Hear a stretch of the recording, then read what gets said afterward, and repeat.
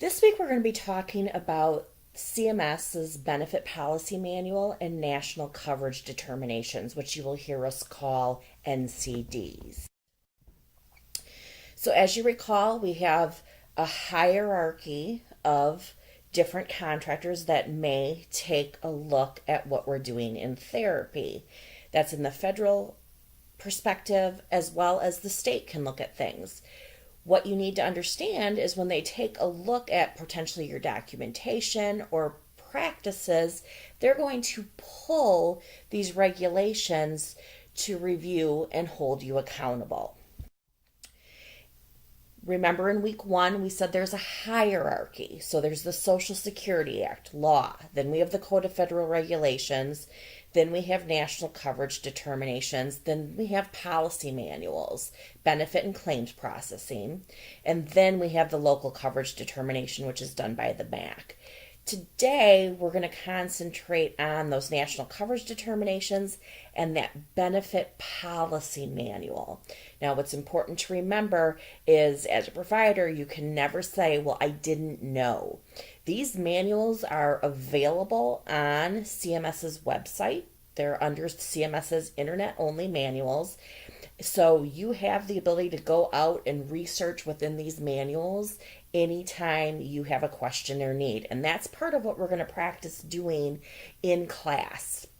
So I want you to hear me today give you this overview of what these manuals have to say. And in class, we're going to go through, make sure you really understand what it has to say and how it applies to what you do as a PTA, as well as if you ever end up in a management position, how some of these things will impact what you need to do as a manager, such as something as simple as knowing what your staffing ratio can be. How should you staff the clinic or the facility that you are managing? All of these things are going to be somewhat dictated by what you see in the regulations so that you know that you're meeting those regs.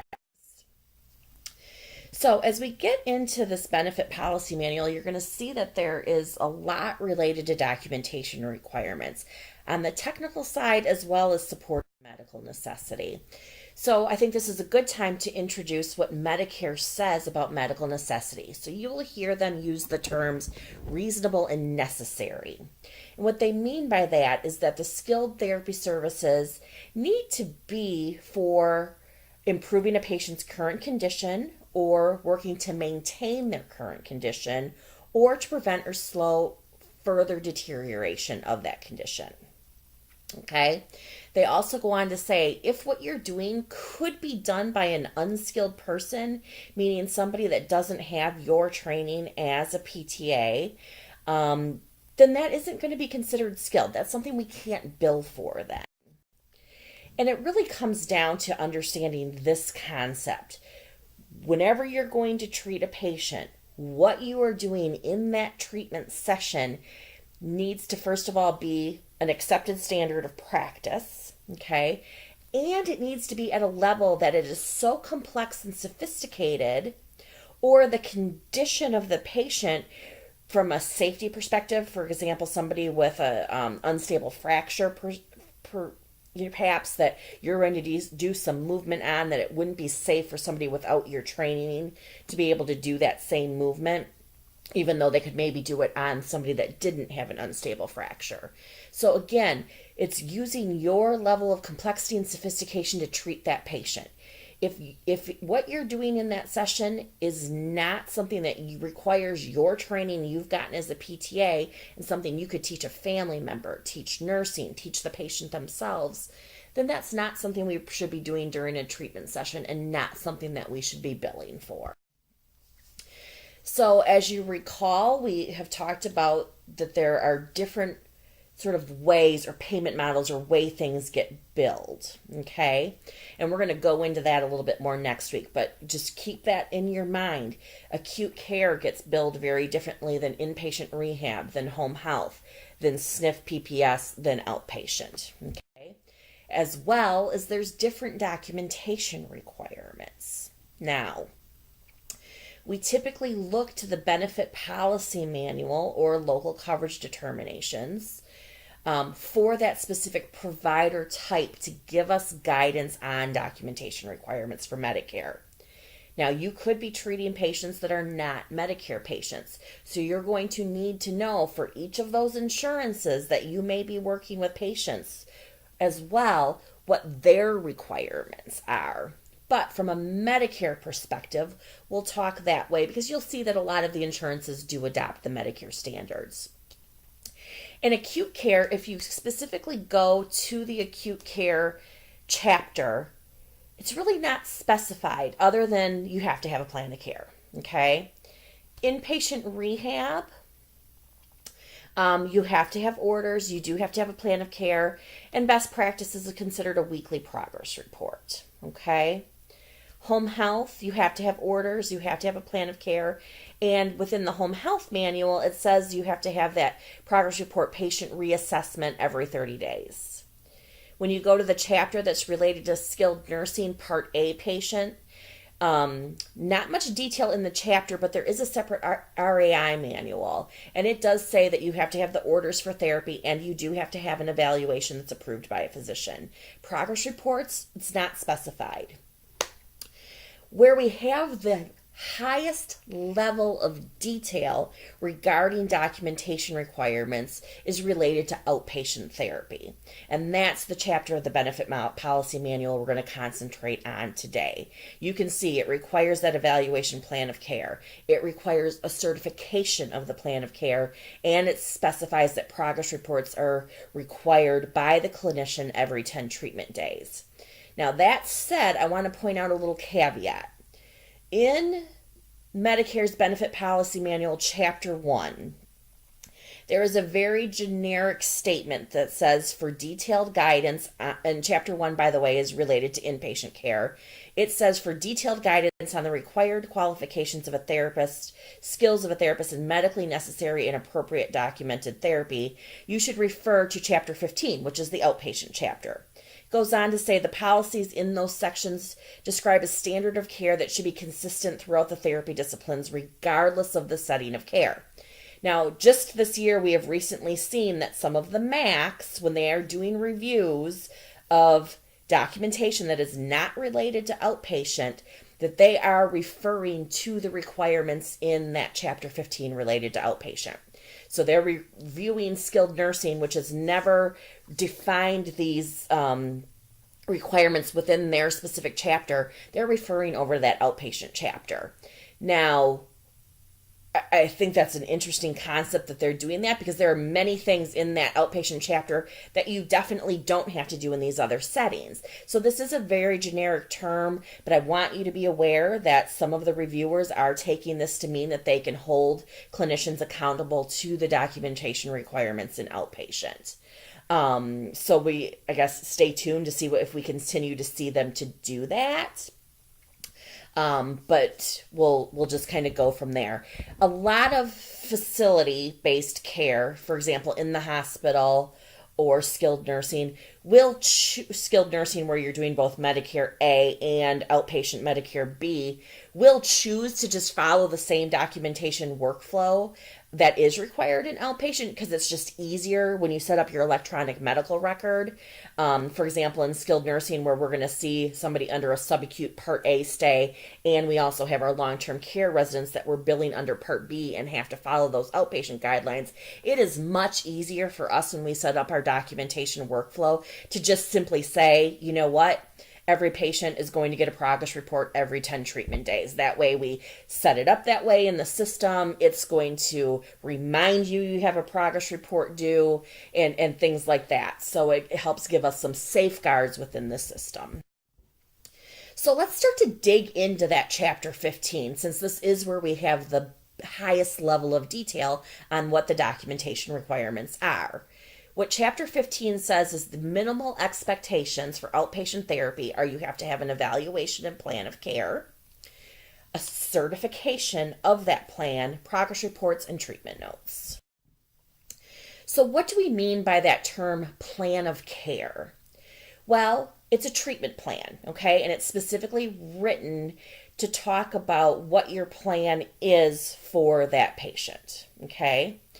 Very important to understand that if I, as the PT, am writing up this plan, if I have not written it yet, you PTA that I may be supervising, you don't have anything to work off of. So this benefit policy manual specifically says that treatment can begin before the plan is in writing only if I, the PT, do it. Okay? So I can't expect to have you have somebody on your schedule when I haven't written up a plan of care yet. Now, we'll talk a little bit in class about what do you do if something like that happens. So when we talk about the contents of the plan of care, I want you to think about the plan of care typically being a subset of a full evaluation. Okay? We know in the evaluation we're going to have subjective information, all of our objective data about that patient, an assessment, and a plan. The plan of care itself within Medicare language is only a few items, but like I said, you'll typically see these embedded within the full evaluation. Sometimes you'll see some type of an EMR that pulls it out and puts these elements on its own document, because this plan of care document is what you will end up having to send to a physician to review and for them to certify. So what those elements are that either are embedded in your eval or you write them in the eval and they pull into their own document are the diagnosis for the patient, your long-term goals, the type of therapy, meaning PT, the amount, meaning how many times per day, duration, meaning how many visits or how many weeks, and then the frequency. So you can also write in visits or times per week. Now, your plan of care, okay, when you're determining that duration, frequency, what the goals are, that needs to be in line with what was found in the evaluation, right? So if I didn't evaluate balance, I certainly shouldn't have a balance goal, that type of thing. All right, so this is exactly what I just went over as to how we define those elements of the plan of care. Okay, so think about this because we're going to discuss it in class. What do you do if a patient's on your schedule and the plan of care hasn't been written? Now let's talk about the changes to a plan of care. No one can significantly alter a plan of treatment, okay, that's already been certified without again going back to that physician to get it certified again. So what do we mean by that significant, okay? Well, really what it means is we can't all of a sudden change long-term goals on a patient or add new long-term goals, upgrade new long-term goals on a patient without saying, you know what, that means I'm changing my plan and I'm going to have to send that back to the physician to get it certified.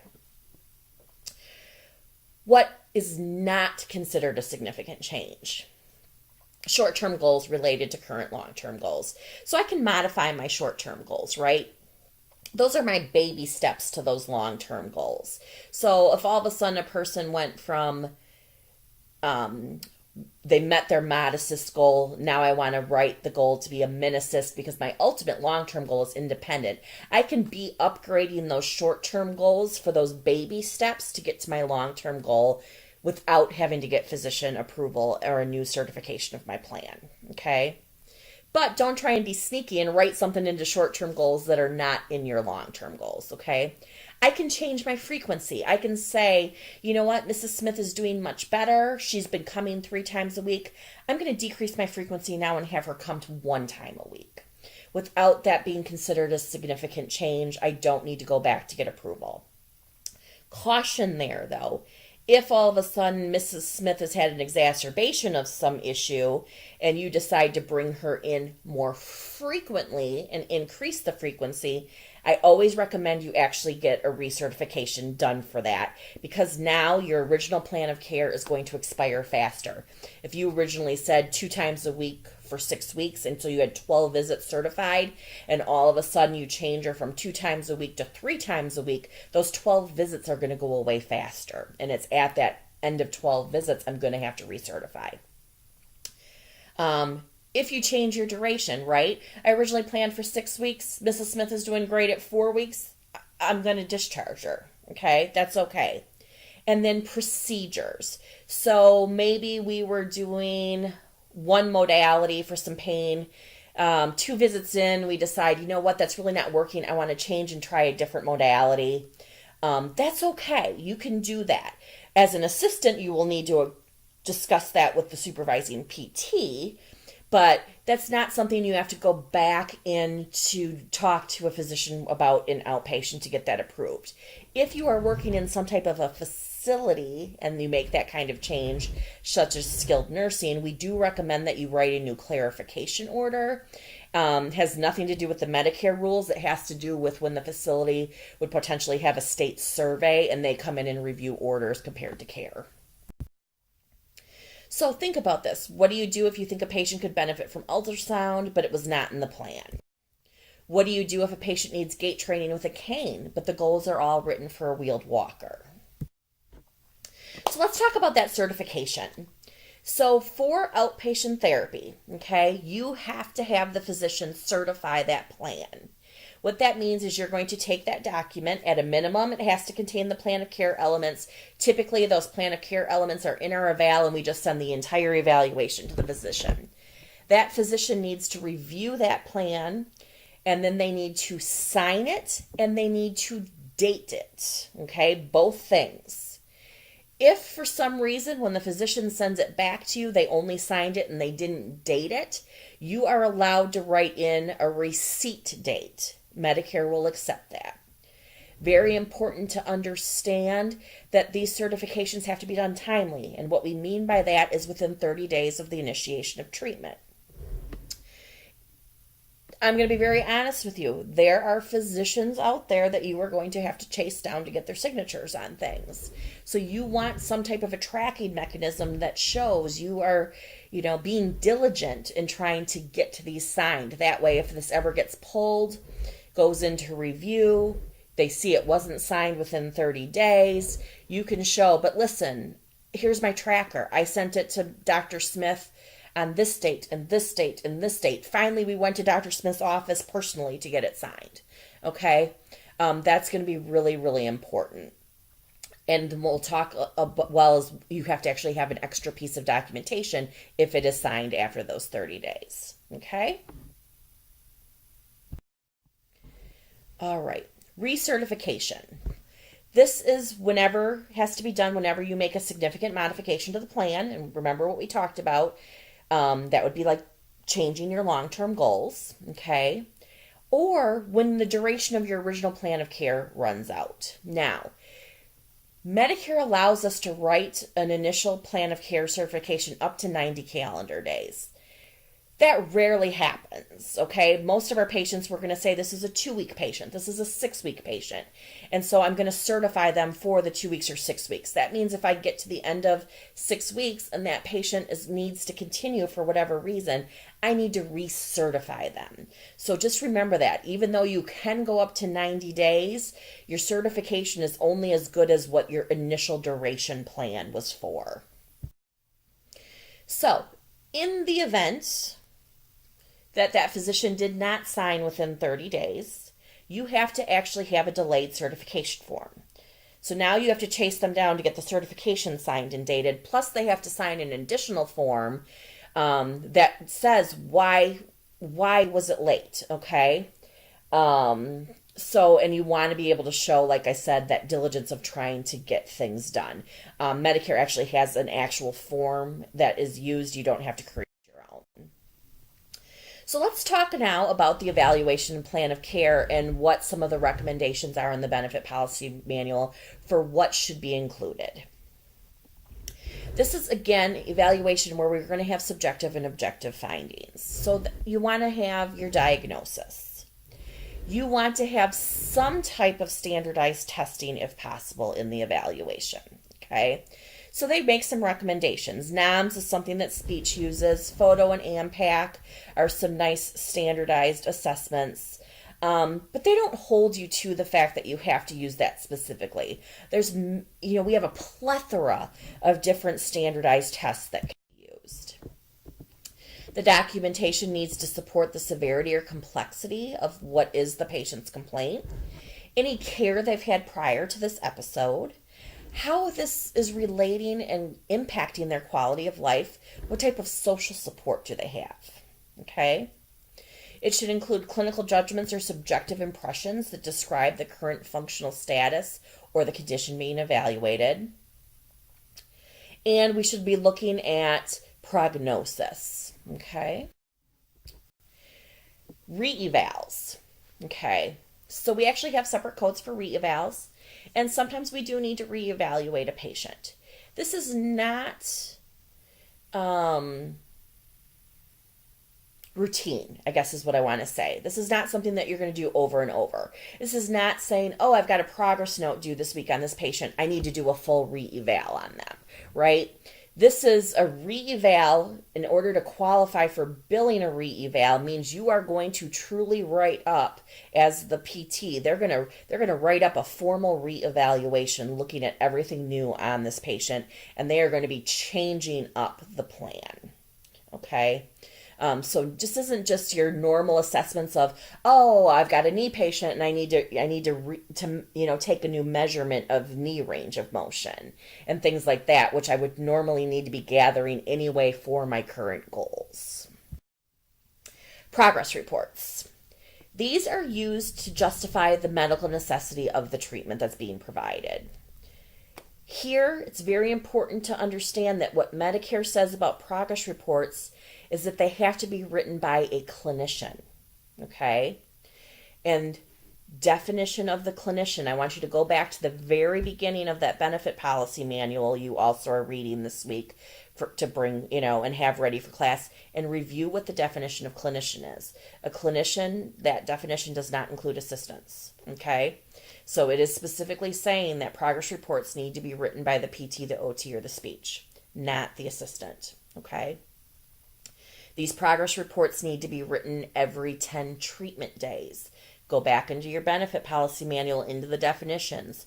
I want you to read what is the definition of a treatment day, okay? Now, not only does that PT need to write a progress report every 10 treatment days, but they also have to actively participate with the patient. And what that means is at least once during that 10 treatment days, they have had to have had at least one unit that they have billed. Okay?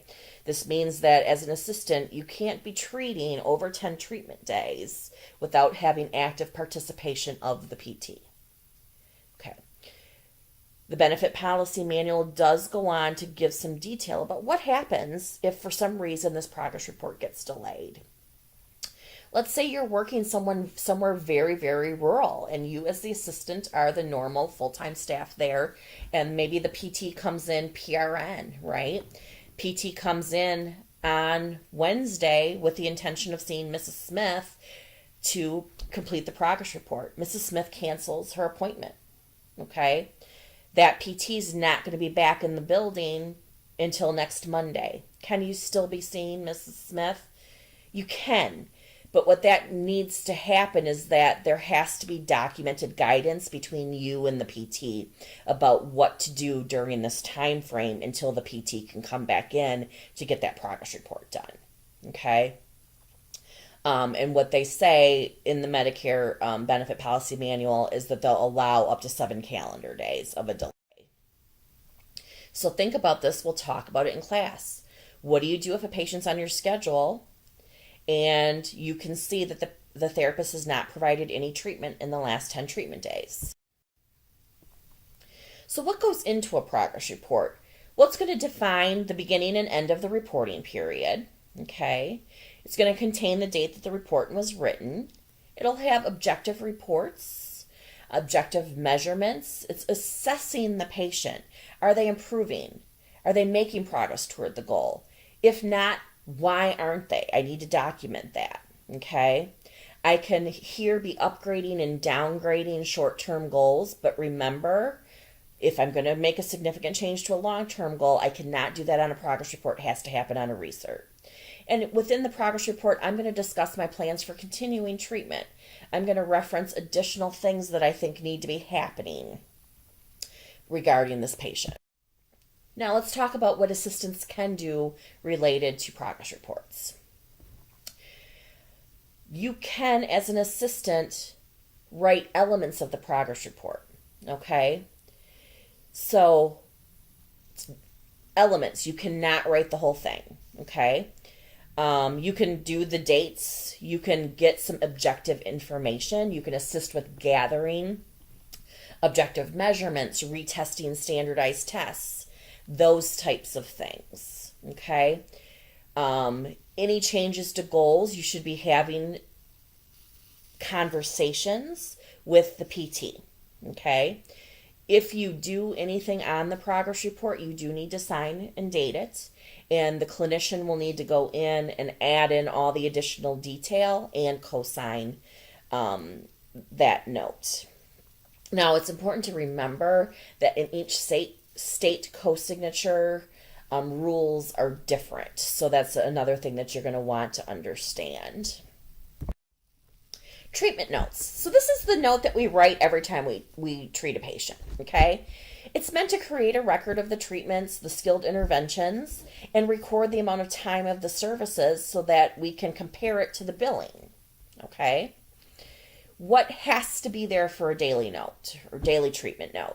The date of the treatment, identification of each specific intervention and modality that you provided and billed for both the timed and untimed codes. And we're going to get into a lot more detail about that next week.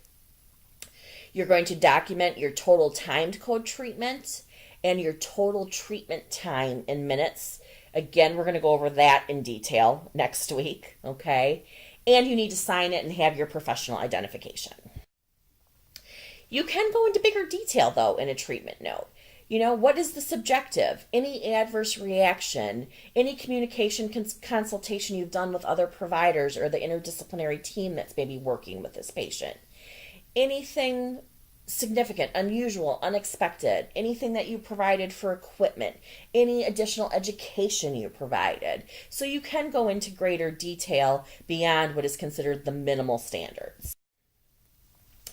Now I want to switch gears a little bit and talk about national coverage determinations. So what this is when Medicare works looking at evidence-based practice, literature, research to say for a specific treatment, is it something that Medicare should pay for or not?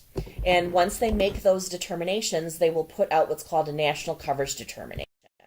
And there are several that impact us within therapy, so I want to go over those with you. There is a national coverage determination related to biofeedback for the treatment of urinary incontinence. And what that says is that, yes, biofeedback will be covered for stress and urge incontinence in patients who are cognitively intact. But before they can have the biofeedback therapy, they have had to have failed a trial of pelvic muscle training, which means there's been no clinically significant improvement in their incontinence, and they've done the pelvic muscle exercise for 4 weeks. Okay? The use of electrical stimulation or diathermy for wounds. This is a very specific national coverage determination. It defines what type of wounds, first of all, you can even consider this for. And it says that they will consider it okay for you to do e-stim or diathermy for stage 3 or stage 4 pressure ulcers that are chronic, arterial ulcers, diabetic ulcers, and venous stasis ulcers. How do they define chronic when it comes to those stage 3 or 4 pressure ulcers? By chronic, they mean that it has not shown any evidence of healing within 30 days, okay? And during those 30 days, there has been what would be considered standard wound care. So, you know, dressing changes, maybe some different types of medications, positioning, those types of things, okay? So before you can consider seeing somebody for e-stim or diathermy for a wound, if it's a pressure ulcer, that wound has to have been present for 30 days and it has shown no signs of healing, okay? Infrared. What Medicare says is that there is sufficient evidence to conclude that the use of infrared including monochromatic infrared energy, is not covered for the treatment of pain, essentially arising from diabetic, non diabetic neuropathies, wounds, or ulcers of the skin. Okay, so you a couple of years ago, I don't see it much anymore. There was a new piece of equipment that was out there. It was called Anodyne, and they were really marketing it out there to help treat pain related to neuropathy. Okay, and what's important to understand is that according to Medicare, that is something that Medicare does not cover, and is something then that you cannot bill Medicare for. Okay. Electrical stimulation related to Bell's palsy is not covered by Medicare as well. Medicare says that the clinical effectiveness for e-stim for Bell's palsy has not yet been established. And then just a couple other things regarding neuromuscular e-stim. You can read through this, it's a lot of detail. It basically says if you're trying to use it related to muscle atrophy. First of all, the nerve supply has to be intact. So that's really important. So some examples would be casting or splinting of a limb, contracture, that type of thing. Using it maybe until that orthotic training comes into play. But if you truly know that your nerve supply is not intact, then you should not be trying to do neuromuscular e-stim, right? I think we all know that as clinicians. Then it goes in a little bit about, there's been some really interesting advances in using NMES for walking with patients with spinal cord injury. So they say that the goal has to be to train them on the use of the devices to achieve walking, not simply to reverse or retard the muscle atrophy. So it is covered if you are training them to use it for walking. Okay.